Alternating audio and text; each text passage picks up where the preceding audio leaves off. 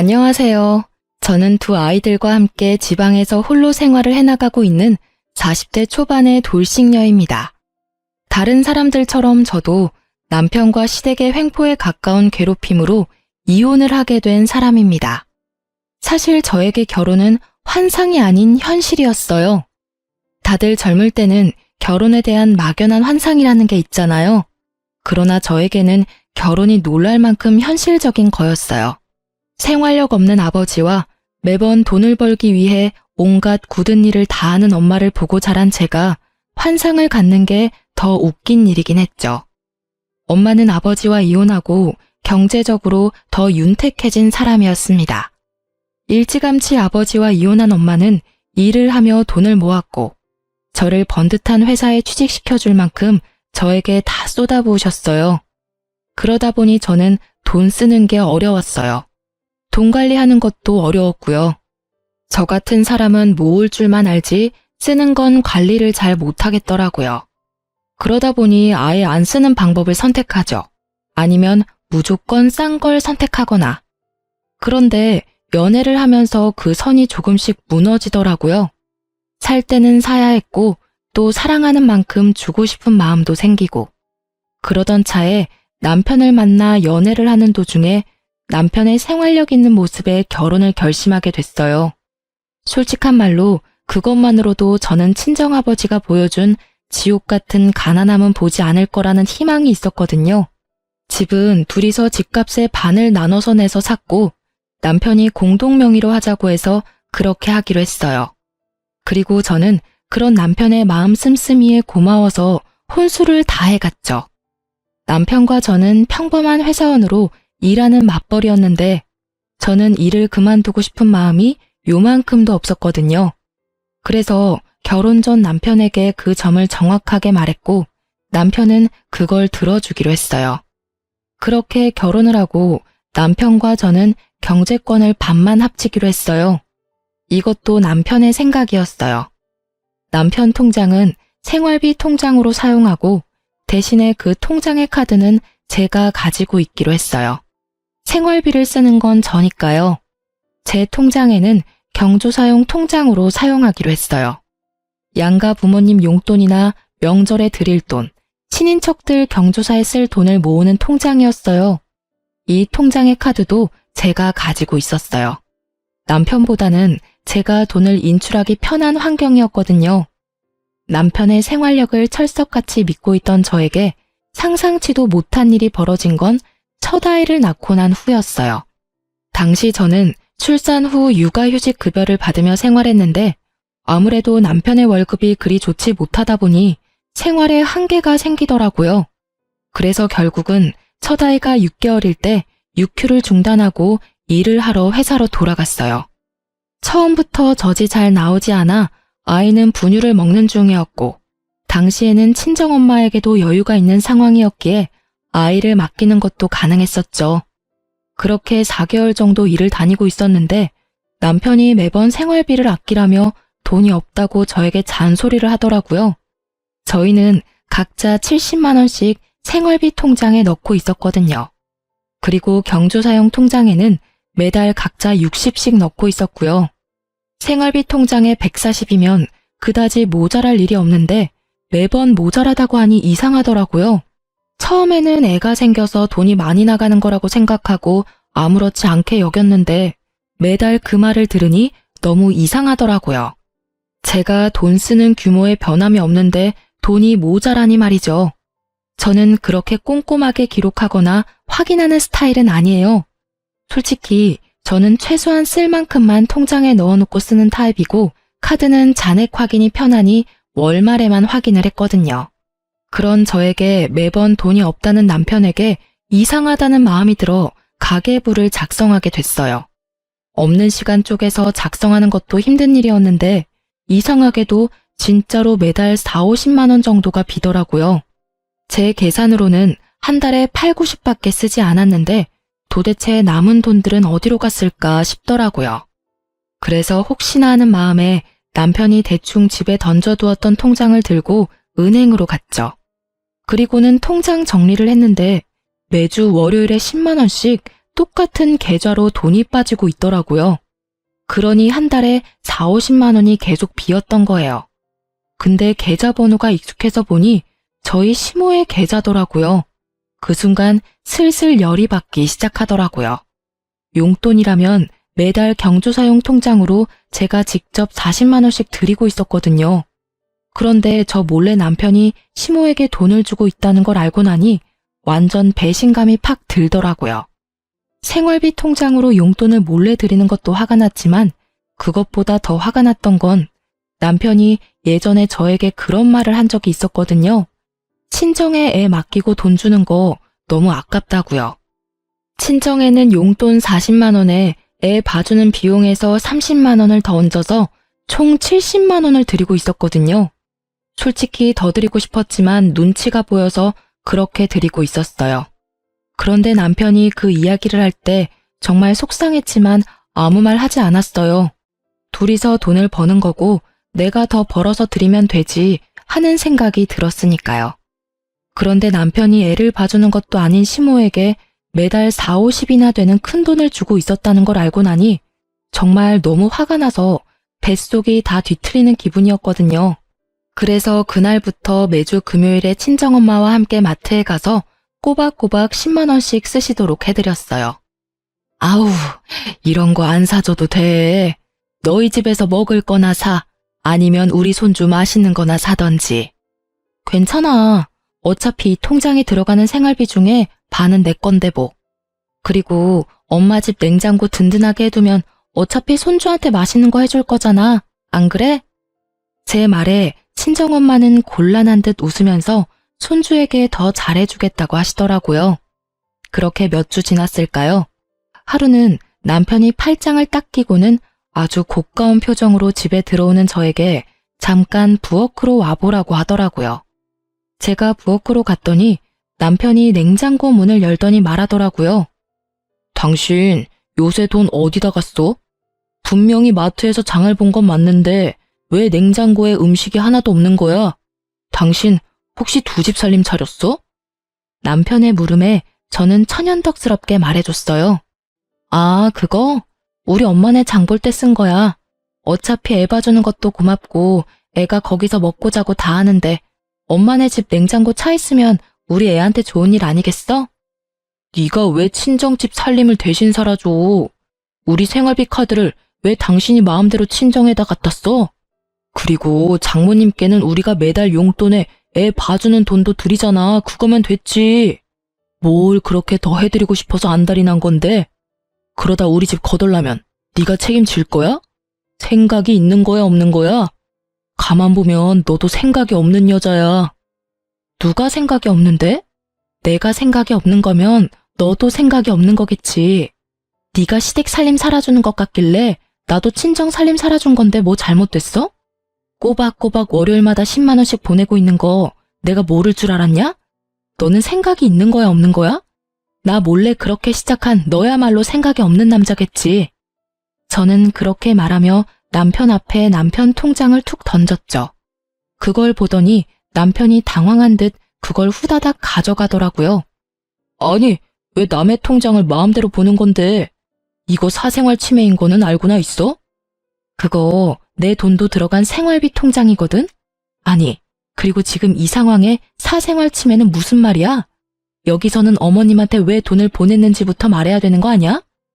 나야 당연히 어머님이 필요한 게 있다고 해서 드린 거지. 나도 마찬가지야. 우리 엄마가 필요한 걸 사드린 것뿐이라고. 그런데 네가 잘못한 게 뭔지 알아? 생활비 통장에 돈 마음대로 써놓고는 나더러 돈 아끼라고 잔소리했다는 거야. 그리고 너 우리 엄마한테 주는 돈도 아깝다고 했었지? 애도 안 봐주는 어머님께 뭐가 필요했었는지는 모르겠는데 준 건 상관없어. 이미 줬으니까. 근데 너는 네 엄마한테 주는 건 괜찮고 나는 우리 엄마한테 주면 안 된다는 고약한 심보는 도대체 어디에서 나온 거야? 아니, 생각을 해보라고. 당신 친정에 이미 돈을 70만 원이나 드리고 있잖아. 그 돈이면 충분하지. 그 이상으로 또 뭘 사드릴 게 있다는 거냐고. 그래? 그럼 자, 네가 한번 봐.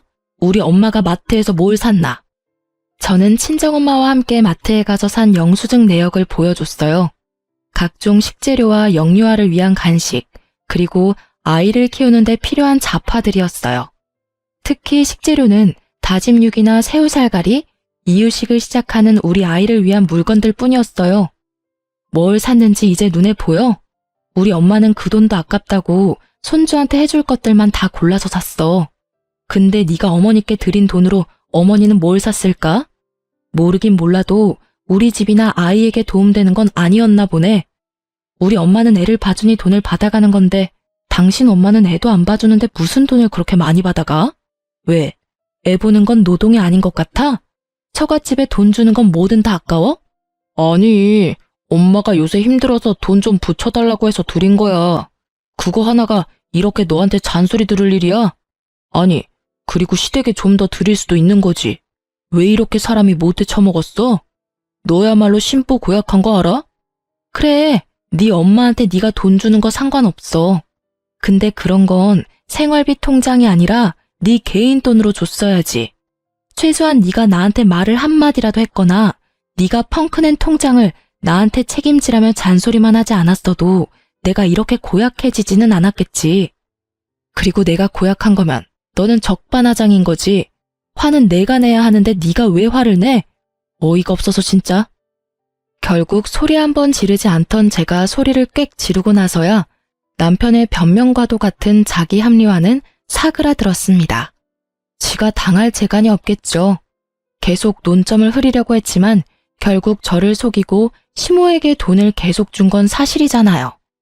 결국 그 뒤로 생활비 통장에서는 돈이 따로 나가지는 않더라고요. 저는 남편이 개인적으로 시모에게 돈을 좀 더 드리고 있나 보다 싶었는데 그건 또 아니었더라고요. 다음 주 월요일에 저한테 시모가 전화가 왔거든요. 예, 너 용돈을 이렇게 갑자기 줄이면 어떡하니? 네? 제가요? 저는 매달 꼬박꼬박 40만 원씩 드리고 있는데요. 아니, 그거 말고 매주 10만 원씩 주던 거, 그거 왜 안 주는 거야? 네가 아들한테 뭐라고 한 거 맞지? 어머님, 그건 줄인 게 아니라 원래대로 돌아간 거예요. 뭘 원래대로 돌아간 거야? 아니, 너 친정에는 70만 원씩 준다더니 왜 나한테는 그것만 줘? 너 나 차별하니? 시자 달린 건 다 꼴도 보기 싫고 그래? 어머님, 친정어머니는 애를 봐주고 계셔서 드리고 있는 거고요. 만약 어머님이 애 봐주실 마음이 있으시면 그 돈 더 드릴게요. 야, 이 막대 먹은 년아. 어디서 사람을 엿먹이려고. 애를 보는 건 너희 엄마가 한가하니까 보는 게 당연한 거지. 나처럼 바쁜 사람이 애를 어떻게 봐? 그리고 늙은 시모한테 맡겨서 너는 마음이 좋냐? 잠시만요. 남편 바꿔드릴 테니 남편하고 이야기하세요. 저한테 말씀하셔도 제가 해드릴 수 있는 건 없거든요. 저는 험해지는 시모 말에 질려서 남편에게 전화기를 넘겼어요. 그래, 아들아. 아니, 매주 주던 돈을 끊으면 나는 생활을 어떻게 하니, 응? 여기저기 쓸 때도 많고 갈 때도 많은데 이렇게 갑자기 끊는 법이 어딨어? 어머니, 죄송해요. 저희가 많이 쪼들려서 드릴 돈이 많이 없어요. 이해하시고. 야, 너까지 이럴 거야? 내가 널 어떻게 키웠는데 네가 나한테 이런 대접을 해? 내가 분명히 너희 처갓집에 들어가는 것보다 더 달라고 말했잖아.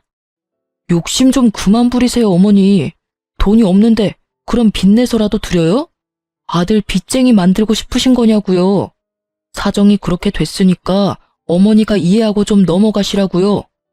결국 남편의 큰 소리에 시모가 깜짝 놀랐는지 더 이상 돈을 내달라고는 하지 않더라고요. 그리고 그 이후로 생활비 통장은 매달 영수증으로 지출을 확인하게 됐죠. 이때의 일로 모든 게 다 잘 된 거라고 생각했는데 시모와 남편의 대환장 파티는 이때가 시작이었더라고요. 그 후로 거의 1년이 다 지났을 무렵인데 친정엄마가 손가락 골절로 입원하게 됐었죠. 입원은 최소 기간만 가능했고 집에는 봐줄 사람이 없어서 엄마가 제게 연락을 했더라고요.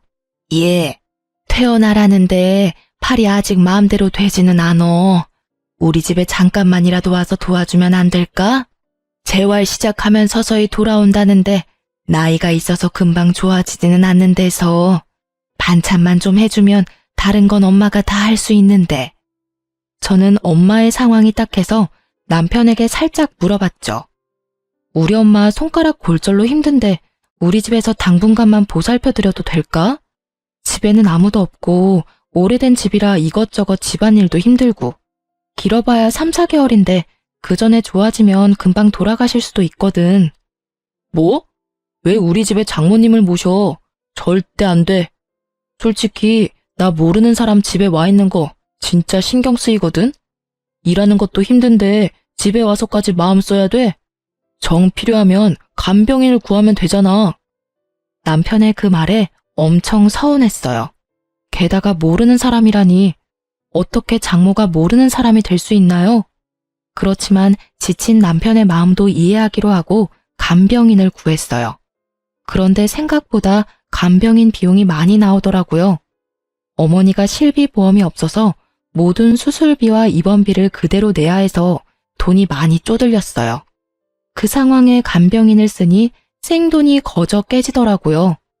그때는 집 안팎으로 일이 많아 돈이 많이 깨졌던 시기라 제가 개인적으로 모아놓은 목돈도 많이 없었거든요. 그래서 남편에게 부탁했거든요. 미안한데 우리 엄마 병원비랑 간병비가 생각보다 많이 나올 것 같은데 돈 좀 빌려주면 안 될까? 나도 돈 없는데. 그리고 그걸 왜 내가 내야 해? 당신 엄마니까 당신이 알아서 해야지. 어디 우리 엄마 아프다고 내가 당신한테 돈 달라고 한 적 있어? 아니, 빌려달라는 거고 곧 갚을 거라는데 왜 이렇게 정색이야? 싫으면 됐어. 진짜 뭐 이런 놈하고 결혼을 했는지. 생활력 있는 남잔 줄 알았는데 그게 아니라 지 실속만 차리는 놈이었네. 내가 바보 멍청이지. 아휴. 제 말에도 남편은 아랑곳하지 않더라고요. 솔직히 이때 이미 남편에 대한 정이 뚝 떨어졌어요. 그래도 뱃속에 있는 둘째 생각하며 버티자 싶었거든요. 아빠 없는 애 만들고 싶지 않았으니까요. 그래도 이혼에 대해서는 꾸준하게 생각하고 있긴 했어요. 볼 때마다 짜증이 났으니까요. 그런데 이 와중에 추석 때가 다 돼서 시부가 돌아가셨어요.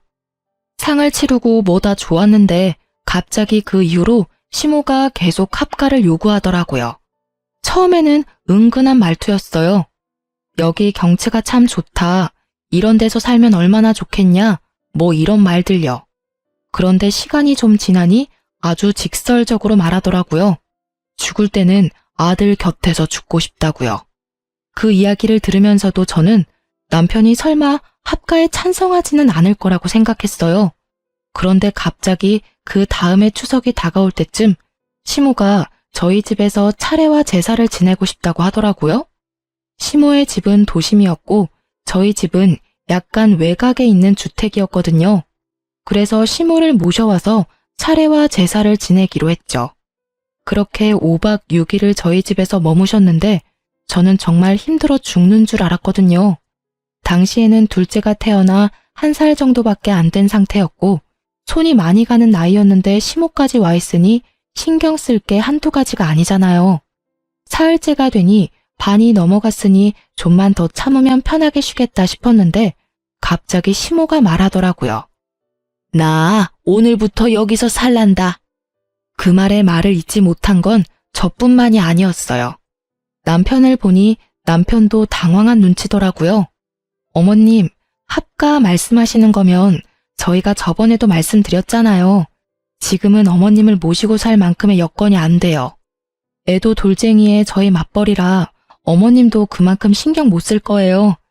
게다가 지병도 있으신데 도시에 있는 게 약타기도 편하고 병원 다니기도 좋잖아요. 너한테 물은 거 아니야. 우리 아들한테 물었지. 아들아, 나 오늘부터 여기서 살게 해줘라. 나 죽더라도 네 옆에서 죽고 싶어. 우리 아들 집에서 죽고 싶어. 응? 어머니, 갑자기 이러시면 저희도 상의를 해봐야 하고 그만큼 여건도 안 되고.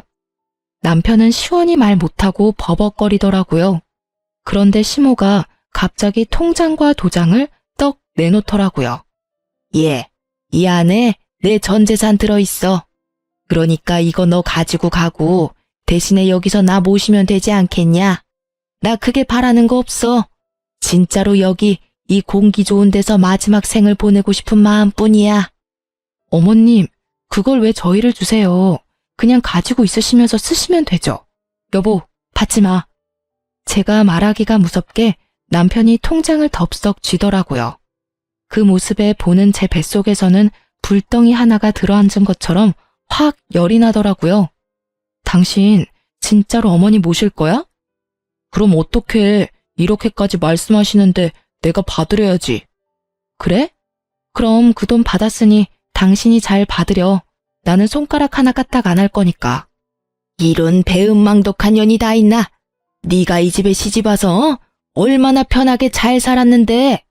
그게 다 우리 아들 덕분인데 이제 와서 뭐? 손가락을 까딱 안 해?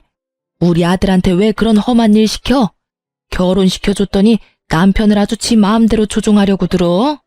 남편은 시모를 진정시켜놓고 저를 끌고 안방으로 데려오더니 달래듯 말하더라고요. 여보, 너무 감정적으로 생각하지 말고 어머니 전 재산이 얼만 줄이나 알아? 거의 5천만 원이야. 어머니가 준 돈 나눠줄게. 솔직히 당신이 어머니 케어할 부분이 더 많으니까 내가 그거 감안해서 당신한테 반은 나눠줄 테니까. 마치 그게 공평하다고 말하는 남편의 입을 쭉 잡아 찢고 싶더라고요. 아니, 내가 케어를 하면 나한테 돈을 다 줘야 당연한 거지. 어딜 반값에 후려치려고 하는 건지. 뭐 그 돈 다 준다고 해도 절대로 합가는 반대였지만 말이죠. 그럼 그 돈 반을 가져가는 당신이 어머님도 반은 봐줄 거야? 당신도 알다시피 지금이 승진의 중요한 때고 이럴 때 집에 몸 붙들려 있으면 손해보는 거 잘 알잖아. 못하겠다는 말을 이리도 요란스럽게 둘러서 말하다니 저는 남편을 쏘아봤죠. 못한다는 말을 정성스럽게도 하네. 아니, 당신 말고 내 생각도 좀 해봐. 나 일 안 하면 생활비 빠듯한 거 한눈에 봐도 훤하고 애를 둘이나 그것도 둘째는 돌 막 지난 상태잖아. 손이 얼마나 많이 가는데 지금 이 상황에 내가 시어머니 시집살이까지 해야겠어? 어머님 몸이 안 좋으신 것도 아니고 사지 멀쩡하고 정신도 영롱하신데 왜 우리가 어머니를 돌봐야 하냐고. 여유가 있어도 합가를 할까 말까 하는구만. 이렇게까지 사람을 한개 끝까지 몰아넣고 시키고 싶어? 당신 힘든 건 잘 알지. 그치만 어머니도 생각이 있어서 그런 말씀 꺼내신 걸 거고. 남편이 머리를 벅벅 긁더니 한 가지 확인을 하더라고요. 명절 동안은 괜찮은 거지? 명절 동안만은 봐드릴 수 있어. 하지만 그 이상 원하면 난 못해. 이번 명절 끝나면 당신이 어머니 집에 데려다 주던지 아님 당신이 어머님 댁 가서 모시며 살던지 그건 당신한테 맡길게. 결국 시모의 그 말 때문에 남은 명절 연휴는 그야말로 가시방석이 따로 없었어요. 시모는 시모대로 빈정이 상했는지 밥을 차려도 네가 해준 밥은 안 먹겠다며 생떼 부리고 작은 방에 주무시라고 이불 펴고 불 넣어드렸더니 다 필요 없고 아들이랑 같이 자겠다며 저를 아예 안방에서 내치시고는 안방에 자리하고 누우시더라고요. 참자 그렇게 저에게 되뇌이며 조금만 참으면 끝이라는 생각하니 곧 마지막 날이 됐죠. 그런데 말이죠. 그 명절 마지막 날 갑자기 시모가 중내사내하며 온몸이 아프다고 난리를 치며 119를 부르시더라고요. 남편이 본인이 차로 데리고 가겠다며 시모의 폰을 빼앗았는데 시모는 그걸 도로 빼앗아서는 기어이 119에 신고를 하더라고요. 아니, 데려다 주겠다는데 왜 저렇게 구급차를 요구했나 싶었는데 나중에 다 속셈이 있더라고요. 애가 있어서 남편만 보호자로 보내려고 했는데 구급차에 보호자가 있어야 할 것 같더라고요. 그러면서 병원까지 가는 건 상관없는데 올 때는 차도 없이 어떻게 오냐고 묻더라고요. 결국 어쩔 수 없이 남편이 애들 둘 태워 차를 몰고 제가 시모와 함께 구급차를 탔죠. 그리고 그 안에서는 또 총극이 벌어졌죠. 어머님, 현재 어디가 가장 아프세요? 아유, 선생님, 온몸이 다 아프고 나이가 먹어서 그런가 눈도 잘 안 보이고 그래요. 제가 다니는 대학병원이 있는데 꼭 그쪽으로 가주세요. 구급차에서 지정해서 병원으로 가시는 건 좀 힘듭니다. 아픈 곳을 정확히 말씀해 주시면 저희가 그에 맞는 병원으로 이송해 드릴 테니. 아유, 그러지 말고 제가 가는 병원으로 좀 가주세요. 거기가 어디냐면. 어머님, 바쁘신 분들 힘들게 하지 마시고 아픈 곳이 어딘지 말씀해 주세요. 넌 가만히 있어, 이 못된 년아. 네가 하는 말 나는 절대로 안 들을 거야. 네가 뭔데 우리 아들 집에 못 있게 해? 나는 절대로 너 못 믿어. 네가 하는 말 하나부터 열까지 다 안 들어. 너 같은 걸 며느리라고 생각한 적 한 번도 없으니 당장 이혼해. 결국 시모는 가는 내내 저를 욕할 뿐 끝까지 아픈 곳이 어딘지 말해주지 않았습니다. 결국 그 귀한 구급차는 어머님이 다니던 병원에 어머님과 저를 내려다 주었죠. 뒤이어온 남편은 뒷좌석에 잠자는 아이들과 함께 있었고 저는 보호자로 시모의 검사에 동행했어요. 그런데 결국 마지막에 모든 검사가 끝나고 의사 선생님이 어이없다는 듯이 말하더라고요. 어머님 연세 이 정도면 굉장히 정정하신 겁니다. 천식 때문에 배가 안 좋긴 하지만 그 정도로 심각한 상태도 아니고요. 검사상으로는 나쁜 곳이 한 군데도 없는데요. 아이고 선생님, 제가 한두 군데만 아픈 게 아니에요. 숨을 못 쉰다니까요. 조금만 걸어도 숨이 쌕쌕거리고 이 정도면 요양을 해야 할 정도 아닌가요? 아니면 입원이라도. 아니요, 지금 너무 정정하세요. 요양원도 등급이 안 돼서 못 들어가실 것 같은데 천식 말고는 다른 지병도 크게 없으시고 일단 통증약은 처방해 드릴 테니 집에 돌아가세요. 입원하실 필요 없어요. 결국 나가지 않고 입원과 요양을 요한다는 이야기를 듣고 싶었던 시모는 뒤에서 기다리는 환자들 때문에 간호사와 저에게 끌려 나올 수밖에 없었죠. 정말 어찌나 부끄럽던지 결국은 너무 화가 나고 어이가 없어진 저는 수납을 위해 시모를 대기석에 앉혀두고 남편에게 돌아왔어요. 어떻게 됐어? 어머니 어디가 많이 안 좋아? 의사 선생님 말로는 너무 건강하시다는데? 당신이 봐야 했어. 의사 선생님이 나가라는데도 붙들고는 자기 아프니 입원이나 요양이 필요하다며 자기 입으로 막 말하시는데 진짜 어머님 쇼하는 거 너무 하시는 거 아니야? 어떻게 아프지도 않으면서 병원까지 와서 이러실 수가 있어. 구급차 안에서도 나한테 막말을 하시는데 아 진짜 너무 힘들다 힘들어. 야, 너는 무슨 말을 그딴 식으로밖에 못해. 솔직한 말로 며느리가 시어머니 모시는 게 그렇게 어려운 일이야? 남들은 다들 나서서 잘만 한다는데 너만 왜 유별나게 굴어? 너 정말 모질다. 엄마가 너더러 못됐다고 한 말 틀린 거 하나 없네. 그래, 나 못됐어. 근데 그렇게 치면 너도 똑같지 않아? 우리 엄마 아파서 집에 모시자고 할 때 너 얼굴에 완전 정색하면서 거절했던 거 기억 안 나? 게다가 돈을 달라는 것도 아니고 엄마 간병비로 돈 좀 빌려달랬더니 그것도 칼같이 거절하고. 너는 내가 천치 바보인 줄 알지? 그런 거는 애저녁에 까먹고 아무 생각 없이 해실거리는 년처럼 보이지? 그런 거는 절대 안 잊어버리거든? 그때 네가 했던 말 그대로 돌려줄게. 모시기 싫으니까 간병인 써. 얼마 안 하잖아. 그리고 미리 말하는데 나는 간병인 쓰는데 드는 돈 절대로 줄 생각 없으니까 그쪽도 알아서 하고. 야, 그건 이거랑은 다르지. 그때는 단순히 손가락만 못 쓰시는 거였고 솔직히 장모랑 엄마랑 똑같을 수는 없잖아. 엄마는 내 엄마인데. 그러니까 하는 말이잖아. 네 엄마 네가 알아서 모시라고. 남의 손을 왜 빌려? 나도 내 엄마랑 시무랑 똑같을 수는 없거든. 게다가 구급차 안에서 막말을 그렇게 하는데 구급대원이 참으로 불쌍하게 나를 보더라. 네가 말했듯이 시모도 나한테는 가족 아니야. 그러잖아도 마음이 한껏 상해 있었는데 남편의 말들을 들으니 딱 한 대 패주고 싶더라고요. 합가하고 싶으면 해. 대신 이혼 서류 작성하면 돼. 쉽지? 막 나가는 거냐? 좋아, 이혼해. 누가 무서워? 솔직히 네가 어딜 가서 나 같은 남자를 만나? 나니까 네가 하는 말 다 들어줬던 거지. 나가서 고생해봐야 정신을 차린다니까. 그래 알았어. 근데 너 내가 하는 말 들어줬던 적 없거든? 내 뒤통수 친 적은 한 번 있네.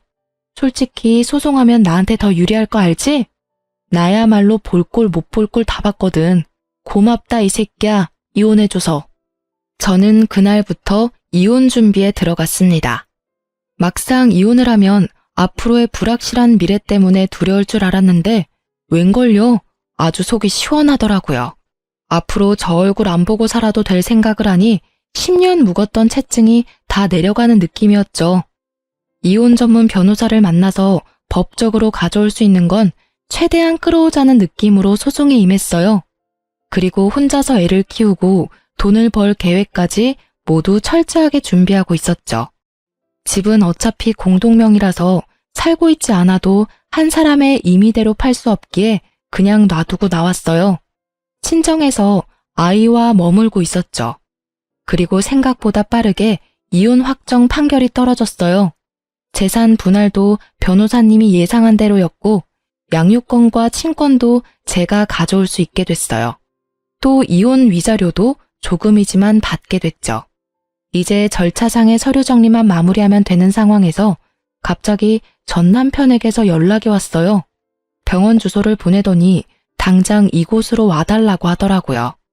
그 말만 하고 뚝 끊길래 다시 전화했는데 전 남편이 전화를 계속 안 받더라고요. 그래서 혹시나 싶어서 그 주소로 향했어요. 그곳에 갔더니 전 남편이 무척이나 초조한 얼굴로 저를 기다리고 있더라고요. 여기까지 왜 부른 건데? 나 바쁘니까 용건만 간단히 해줘. 갑자기 불러낸 건 미안해. 우리 엄마가 갑자기 쓰러져서 지금 입원해 계시거든. 아직 우리 이혼 서류 마무리 안 됐는데 당신이 아직까지는 며느리잖아. 그래서 당신이 당분간 간병을 좀 해줬으면 싶은데. 어머님처럼 지병이 있는 사람은 도시에 있는 게 낫다고 내가 말했잖아.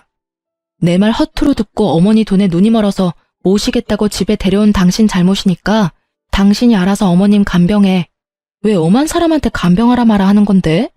그리고 엄밀히 따지면 이혼 소송이라 판결 확정되면 이혼 효력 발생하는 거거든? 우리 완전 남남이니 나한테 이런 짓 시키지 마. 아주 쓸데없는 잔머리만 돌아가가지고는 사람을 요리조리 써먹으려고 환장을 했네. 그럼 어머니가 준 돈 당신한테 다 줄 테니까 어떻게 간병만이라도 좀 해줘. 나도 일하러 가야 하는데 봐줄 사람이 하나도 없어. 간병인 쓰려니 너무 비싸고. 결국 또 자기 실속만 차리려고 간병인도 쓰지 않겠다는 남편을 보며 저는 코웃음을 쳤어요. 아니, 억만금을 줘도 모시기 싫거든?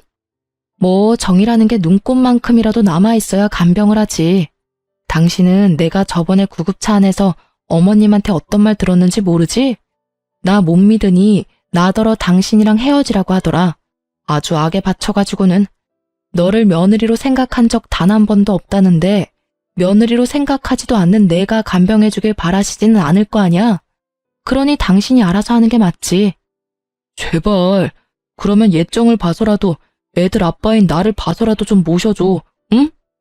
돈 아끼지 말고 어머님 돈 팍팍 써. 이러라고 물려주신 돈일 거 아니야? 그리고 우리 재산 분할해서 집도 나눠야 되니까 빠른 시일 내에 생각해서 알려줘. 집을 팔고 반으로 나눌 건지, 집 가격의 절반을 나한테 주고 그 집을 가지고 갈 건지. 아, 그리고 양육비는 제대로 보내줘. 안 보내주면 또 소송할 거야? 저는 그렇게 말하고 남편을 놔두고 떠났죠. 이미 남남인데 어쩜 이렇게 뻔뻔하게 지 원하는 것만 부탁하는 모습을 보니 다시금 이혼 잘했다는 생각이 들더라고요. 나중에 지인을 통해 알아보니 시모가 뇌출혈이었다고 하더라고요. 결국 외곽에서 병원까지 시간이 걸렸던 바람에 편마비로 오랫동안 치료를 받아야 한다고 하더라고요. 차라리 남편이 시모와 함께 시모 집에 있었다면 더 빨리 도착해서 예후가 좋았을 텐데 말이죠. 아들 집이 뭐 그리 중요하다고 굳이 거기 있겠다고 고집을 부려선 이런 상황을 만들었는지 원. 전 남편의 연락은 그때 이후로 없었어요. 그런데 2년 정도 지났을까? 전 남편이 양육비를 안 보냈더라고요. 일단 연락을 남겼는데 도통 통화가 안 되더라고요. 그래서 전 남편 회사에 직접 전화해서 물었더니 저녁에 다른 일 하나 더 뛴다고 바쁘다고 했다는 모양이에요. 알고 보니 투잡을 뛰고 있었더라고요. 저는 이해가 안 갔죠. 아니, 시모가 통장에 넣어둔 그 돈들로 병원비는 충당이 됐을 텐데 말이에요. 의아하게 생각하던 그때 전 남편이 만나서 이야기하자며 저를 부르더라고요. 목소리가 완전 힘없이 기어가는 모양새라 거절하려다 나가기로 했어요. 그렇게 만난 남편의 얼굴은 아주 눈뜨고 볼 수 없을 만큼 푹 상해 있었습니다. 뭘 하면 이 단시간에 이렇게 늙을 수 있는지 모를 정도로요. 회사 전화했다면서? 응. 근데 도대체 투잡을 왜 하는 거야? 그만큼 돈이 없어? 연차 어느 정도 돼서 월급 늘었을 텐데? 혹시 어머님이 주신 통장에 비밀번호 몰라서 못 쓰는 거야? 아, 그거? 그 통장 진짜 말도 마. 내가 완전 어머니한테 뒤통수 제대로 맞았어. 그게 무슨 소리야? 5천만 원 있었다며. 통장에 찍혀있던 돈이 가짜였어. 나는 틀림없이 5천만 원을 받거든? 그런데 어머니 입원하고 병원비 내려고 통장에 돈 뽑으러 왔는데 500만 원을 뽑으려는데 인출이 안 되더라고. 잔액이 모자라다고. 그걸 보고 놀라서 통장 정리했더니 안에 꼴랑 200만 원 좀 넘게 들어있더라고. 아버지 돌아가시고 가지고 있던 돈 다 쓰셨어. 그 5천만 원은 일부러 그 이후로 통장 정리를 안 한 거였고. 전 남편의 말에 저는 입을 떡하니 벌리고 들을 수밖에 없었어요. 알고 보니 시모가 남편에게 거짓말을 한 거였더라고요. 합가를 하고 싶었는데 며느리는 합가에 결사반대고 아들놈도 지한테 이득이 되지 않으면 얄짤없을 거라는 걸 알고는 일부러 5천만 원의 통장 정리하고 그 뒤로 정리를 하지 않은 거였더라고요. 돈 없으면 자기 아들이 안 받아줄 걸 예상을 한 거죠. 어머님은 무슨 배짱으로 그렇게 하신 거래? 아니, 막말로 어머님이 아프면 당신이 모시지 못할 것도 아닌데. 합가하고 나면 어차피 자기를 버리지도 못할 거니 그냥 그대로 눌러 살 작정이었다고 하더라고. 머리털 나고 이렇게 사기당해본 게 처음이라. 아들 성격 잘 알고 있으셨네? 어차피 당신 그 돈 없으면 합가 안 할 생각이었잖아. 안 그래? 그 돈에 눈이 멀어서 합가했으면 진짜 당신 나한테 욕 오지게 얻어먹고 탈탈 털렸을 텐데. 그 꼴 안 봐서 다행이긴 하다, 내 입장에서는. 그랬겠지. 아, 그때 당신이 하는 말을 들었어야 했는데 그 5천만 원이 그때는 왜 그렇게 아까웠는지 몰라. 결국은 봐. 늘어나는 병원비에 양육비가 감당이 안 돼서 저녁에 대리나 뛰고 있고 편안한 집도 사라지고 따뜻한 밥도 이제는 없어. 저기, 나 정말로 반성 많이 했거든. 이런 이야기 꺼내는 것도 미안하긴 한데 나랑 재결합할 생각은 없어? 나는 당신한테 정말로 미안함을 많이 느끼고 있어. 우리 애들도 보고 싶고. 전 남편은 아주 애처로운 표정으로 제 손을 붙잡고는 아주 슬픈 얼굴을 하더라고요. 저는 제 손을 잡은 전 남편의 손을 매몰차게 뿌리쳤어요. 사람 고쳐 쓰는 거 아니라는 옛말 하나 틀린 거 없네. 나는 당신이 변했다고 다시 믿는 것 자체가 어려운 사람이야. 당신이 지금 나한테 미안해서 재결합하자는 거 아니잖아. 딱 봐도 당신 상황이 힘드니 재결합하자고 하는 게 너무 눈에 보이거든. 내가 시어머니 간병해주고 재정적으로 도움이 됐으면 하는 거 맞지? 내가 친절하게 말해줄게. 헛된 기대 그만하고 양육비나 제대로 보내. 그 말 하려고 당신 부름에 응한 거거든? 양육비 꼬박꼬박 보냈으면 당신한테 연락도 안 했을 거야. 저의 확고한 말에 전 남편의 얼굴에 가득하던 슬픔은 온데간데 없이 사라지고 완전 짜증나는 얼굴만 얼굴에 가득하더라고요. 그딴 말 할 거면 꺼져. 사람 힘들다는데 뭐? 양육비나 내놓으라고? 내가 너한테 부탁한 것부터가 잘못이지. 사람이 이 정도로 저자세로 나가면 적어도 생각하는 척이라도 해야 할 거 아니야. 그러게 왜 번지수를 잘못 짚어서 이런 불편한 상태를 만들어. 그러고 보면 당신은 참 안 변하는 것 같아. 여전히 자기 실속 잘 챙기고 있고 그것 때문에 피도 많이 받는데 여전히 모르고 있고. 결국 남편은 저를 놔두고 홀라당 가버렸어요. 커피값도 계산 안 하고요. 마지막까지 정말 재수없는 놈이었어요. 제가 어쩌다 저런 남자와 결혼을 했는지. 저 남자가 제 인생에서 도움이 된 거라고는 엄마 생각 지긋한 두 아들뿐이네요. 전 남편과 헤어지기 전 많은 준비를 했지만 역시나 이혼 후에는 힘든 시간의 연속이었어요. 그렇지만 그 와중에도 저는 점점 담금질 당하고 더 강해졌다는 생각을 하곤 해요. 아이들은 가끔씩 아버지에 대해 궁금해하긴 했지만 자신들을 만나러 오지 않은 아버지에 대해 점점 관심을 끊게 되더라고요. 사랑의 반대말은 무관심이라고 했던가요? 아이들에게 남편은 그렇게 없는 존재가 되어가고 있어요. 솔직히 아이들의 그런 모습에 안쓰럽고 슬프기도 하지만 아버지와 아들의 관계가 제가 강제할 수는 없는 노릇이잖아요. 그 정도로 당했으면 본인이 실속을 차리느라 가장 중요한 인간관계에 소홀해지고 있다는 걸 조금이라도 깨달았을 때도 됐을 텐데.